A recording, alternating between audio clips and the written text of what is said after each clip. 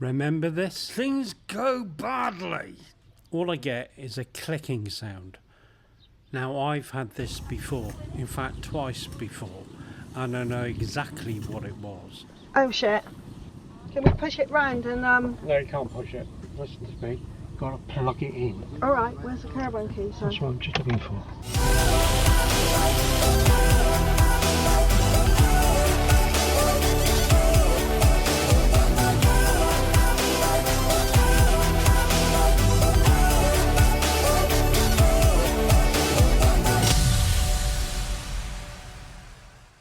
Now I'm one of these 3 strikes and you're out type of guys.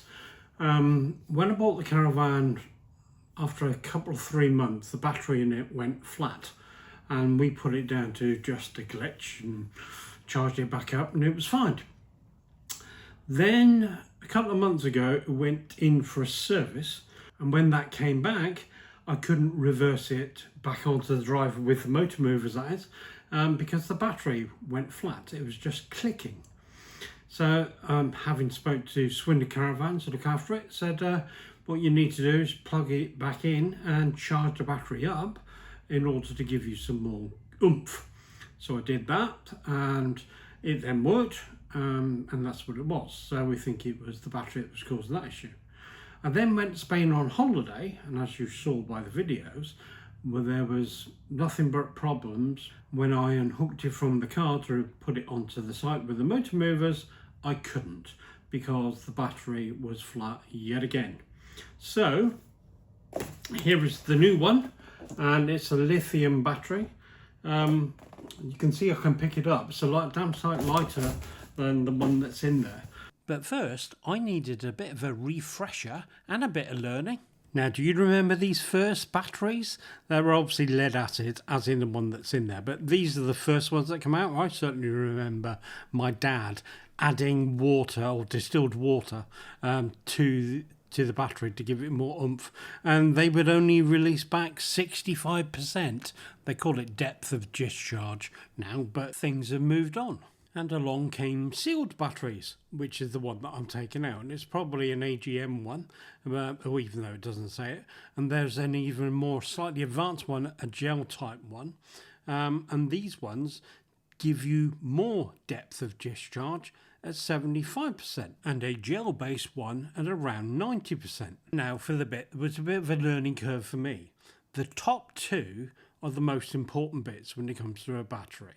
How much amp hours it produces, and how much watt hours it measures, as in the total energy that the battery has. I found the analogy here quite interesting and a good way to learn. Amp hours is the speed, watt hours is the distance the car can travel. So that's my problem then. How much oomph it had was not enough, clearly. Now, once again, things move on. So, what does this newfangled lithium give me? So, I'm a bit of a pros and cons man, so while I look at the pros. The very first one is kind of unique to this Titan batteries. I say unique, I couldn't find any others anyway. It's a drop-in replacement, as in it has round terminals the same as a normal battery would have. Most lithium batteries don't. And it also has the same dimensions. Now, one of my learning curves is that second one on the list. I just assumed that all the power can come from a battery, but it's not the case. But this one does 100%. The others don't. Now, that third one was key. This has 1344 watt hours of power. Now, that raises the question, how much power, how many watt hours are in the current UASA battery, which is what it is. What's that got? Going onto their website, getting the tech details of that battery, guess what? It doesn't tell you. So what do we have to go on then? Well, if I look at that one that's on the screen there, it hasn't got 650 watts of power because it hasn't got 142 amp hours. So it's going to be less than that. This one then is going to give me more than double what that one on the screen's got. And looking at the next one down, I'm going to get more amp hours as well. Not to mention a full warranty. Let's have a look on the next bit. There's more. And we talked about depth of discharge earlier, but it comes back in the form of cycles. How many more times will that do? That's a lot. Anyway, it's got a management system on board, does cell balancing, there's a heater built in, and it has hibernation features. Well, actually, this thing's working out better all the way around, isn't it? It's offering a load of extra pros. And so we must move on to the elephant in the room, and that would be the cost. Or is it? Is it that bad? Now, this top section is lifted straight off the Titan website, and the battery that it talks about there, you're never going to see in a caravan because it's huge, right? But the cost of it being around about 400 quid, that's real. That's what it did cost me to purchase this. By the way, I'm not sponsored by them in any way, and that works out over a 10-year period at £40 a year. Now, if we skip that and go down to the middle section there, I put a bit in that says 10 years to keep the maths simple. And we are looking at 150 quid-ish for that battery. Some are more. I've seen ones at over 200 quid. Anyway, 4 of those, because they only last 3 years, that's what the guarantee is. So I need 4 of them. That was going to cost me £600. And so that is £60 a year. Whereas if I bought the Titan battery and just paid that as a one-off fee, it works out at £40 a year. So in theory, it's actually cheaper. And with all them pros, it looks like it's a win-win all the way around. I'm just going to weigh this then. So that's the one that came out of it. There's the scales. Can I pick that up with my hand? Let me try. God, yeah, I can just put it on there.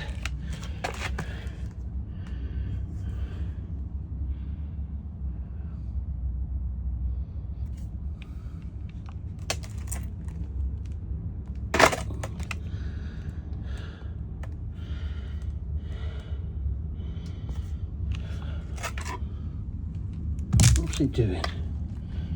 Come on, scales, what are you doing?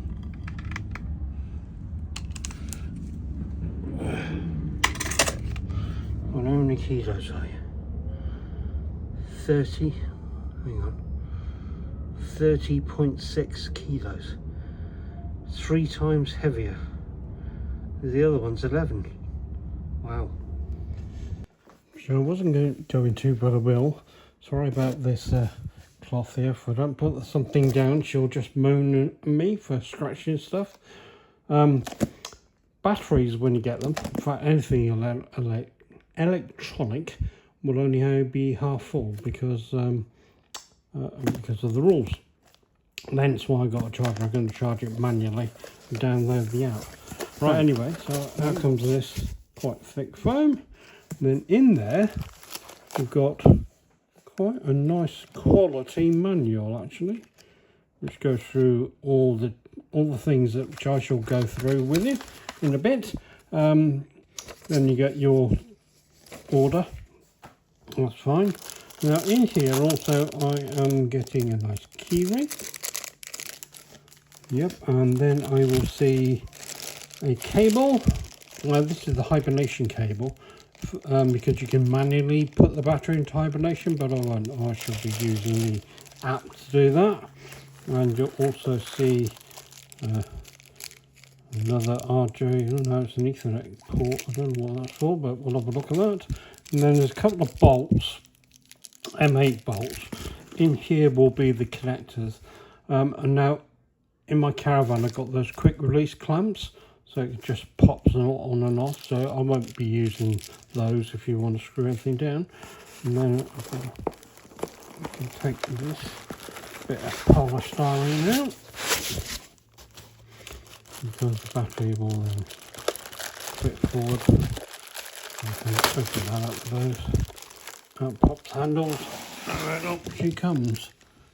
And quite light. I shall just pop that down there for a second and get rid of the box, which I shall keep actually.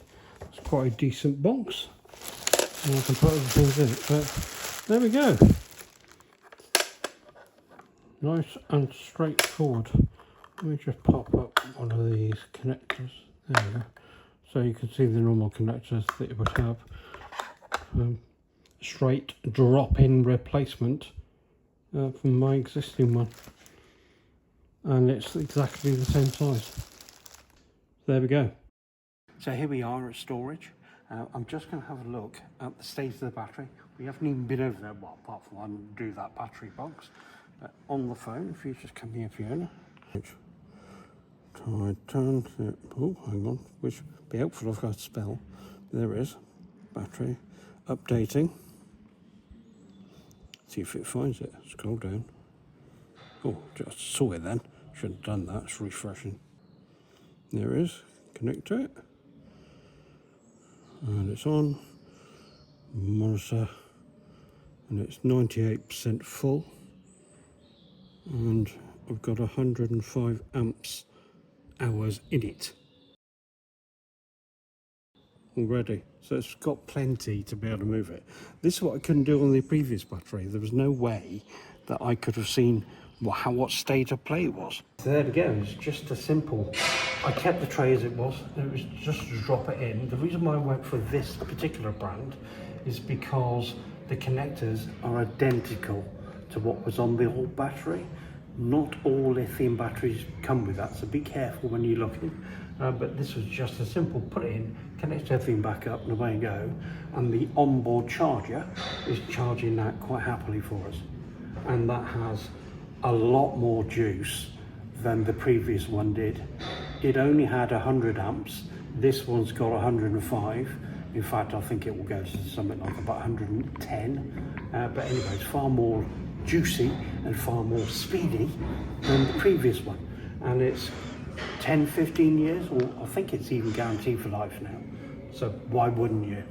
While Steve talks about the technical things around having a battery, our old battery and this one, what can get forgotten is the impact of a battery not working, and that's what causes the most angst. When it failed outside our house and we couldn't even back it onto our drive, we blocked the road for about 20 minutes. Luckily our neighbours are quite understanding. We've always had a caravan. We were able to, explain what was happening. When that happened in Spain, we blocked the road for 30 minutes and there were a load of people that we could not communicate with. We don't have good Spanish. Some of them were French. And with hand gestures and things, you are trying to explain what is happening. And it's embarrassing, it's humiliating, and it shouldn't be happening when you have paid a lot of money for a top-of-the-range caravan. Things should just work. Sadly, as we all know, that doesn't always happen. Let me add something to that as well, because as this was purchased via Swift themselves, and we added the EMP levelling and the motor movers to this, then why didn't they upgrade the battery at that time? Why would the battery only last 3 years? And well, it's 3 years and a week old, that caravan, so it's just outside of warranty. What, the battery don't last that long? I mean, it's, surely companies should be learning from these things and offering alternatives at the very beginning of purchase, which says if you add on, extra A, B and C, you are going to need this battery and not that battery at such and such a cost. Wouldn't you rather know that than be stuck in another country where you can't communicate very well, having to do your best to make something work because it simply has stopped working? That type of thing just drives me crazy. Indeed. And also in my head, in the purchase of this, I know it possibly is, I could argue the fact that it shouldn't have failed, blah, blah, blah, so close. And they would have simply replaced it with another, but would have want another that's not able to do the job anyway. The thing is, in some ways, Steve is such a detailed person that he'll do lots of research into things and find ways around things and fix things. So much so that even with our satellite dish, he found a fix that the manufacturers themselves didn't even know. But not everybody's like that. And then they just get stuck and they keep having the same problems again and again. So it's one of the reasons Steve talks about gadgets and gadgety stuff on our channel. But for me, it's more about the human impact of it and the fact you're having to deal with it in the UK or in a foreign country because something's gone wrong that you just were not expecting. Now, I do have an apology to make. Can I swap with you? Yeah. To Graham the caravan vlogger. No, I tell a lie, Graham the international caravan vlogger. You may know that he's doing a session on his jockey wheel and the fact that he's bought a new Alco one and it's showing way too much kilo downforce. And guess what I forgot? We are in the storage area where we did the battery bit, and I forgot to bring the bloody nose weight gauge to weigh the weight of this. But if you come with me, I will show you the jockey wheel. Does it lean back a little bit? Or is it dead straight? Actually, it looks a bit dead straight to me now, yeah. Yeah, but I'm left-handed, so things often look straight to me that are skew. What does that mean? To be honest. No. Oh, that can't see. So Graham, I do apologise. I will do the weight of this afterwards. Something to bear in mind, actually. Come back in this way. If you think about all the weight in front of the caravan, you've got the weight of these, and I just saved 20 kilos in weight by changing that battery as well.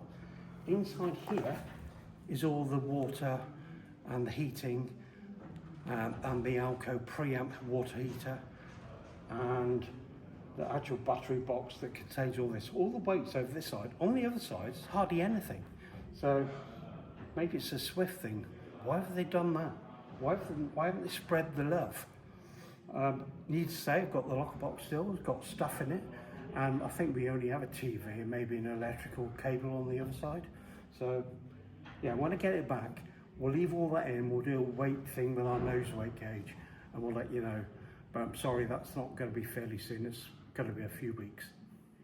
And so next time we will be returning to Spain, where we found some more pretty cool out and about stuff, to be honest, where we shouldn't be having any more of this.